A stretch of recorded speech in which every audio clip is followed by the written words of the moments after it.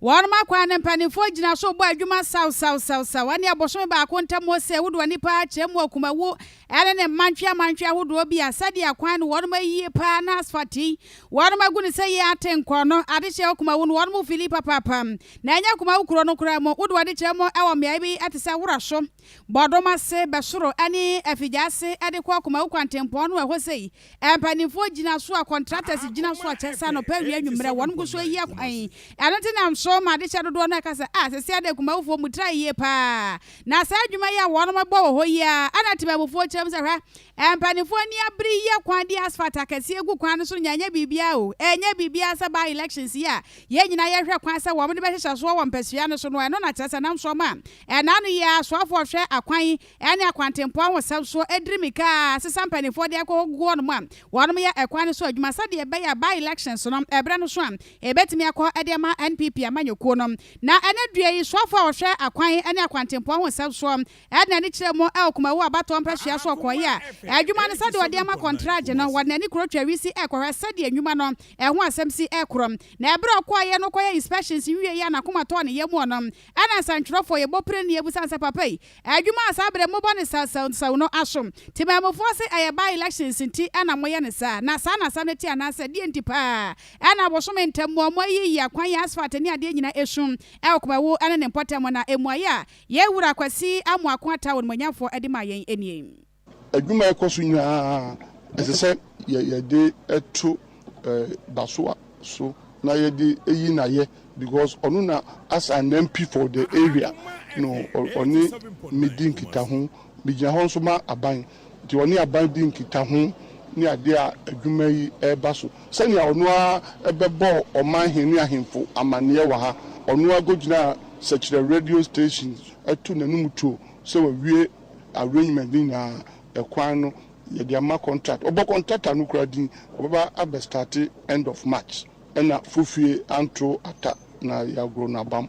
na odi mu so MPP government President Akufo-Addo government enye se ye wura no fi mu ntina ye ba abeye edimika beye. Do people know how long it takes to procure roadworks? And adwuma contractor no ye no enye Kumawu nko or the fee grabbing efijase na asokore no na sasa nka ye politics na ye ya anka contractor no start ya na kwa start no Kumawu aso wo sha ase kura no esa se na ya plan dida na ya program nti o sha ase afi grabbing kwantia ho ba fijase ene efijase krom nyina yaye sabi aba ye betu no efijase for betu sokore asokore for ebetu bi but enye sabi abatuo enti eye adwuma na ya program na ye eti abibifu ankasa mo mpe papa kwasi enkosi kwada nkwada kwata so asmebo wa ahono akwan da bia mu so tware mo sigu abanzo se mo hia kwan na ye ya kwan so mamamsi akwan na mo ye na eba elections nti na mo ye akwan se pa nya mo dan no chem se da binya politics kra na ye wura baso atiase no wade to nani mu ade to aban nani mu a sabre no na bibi na wano twe edi free soro ba na ade kro no ekura mu osoro nti na chese wano twe ema nti na wo mo ntimi akwa na afa na bibi atoto na akwan mu a ekwan na ban de ama contract de dada na kasika afa no manya sika chese wo mo de yi akwantenya elections sade bi mo pase atiase no na wo we no sade ka no se enkroto ahodo a akwan yi ya cheche ya enya nromoso no monka makoma entomo yempa nam se aban de nyina agopono so ani kyare bi saa hyehyɛ de nyina wode begu akwan mu ade ama mo na mo a 1 2 mo se ekwaye o ye kyerɛ ene akwate aban so ntasu kokɔ ye kwa demonstration ani ade na o se hwɛ demonstration wo hɔ enyi akwan nti a monya botrem ye these two say Ashanti so president be hod mo ye nyanko ebedu on so Ghana president be hod mo ye nyanko ebedu obia so nti obia Anthony Boase mo obia nye basabasa mo obia nye demonstration say the American da bia no yes we are demonstration o say nyema we begina kwa mu na o say property ni ade nyano ne ade ye kwan demonstrations don't build roads near demonstration they building road okay you're building road it might be programmed based on resources kakra no na hwe eni briso a President Akufo-Addo government roads obi a obey demonstration ube say public property opposed for ebechiw nti obi a Mr. obi a wo Ghana say obi a Anthony Boase kakra mako Ghana kwan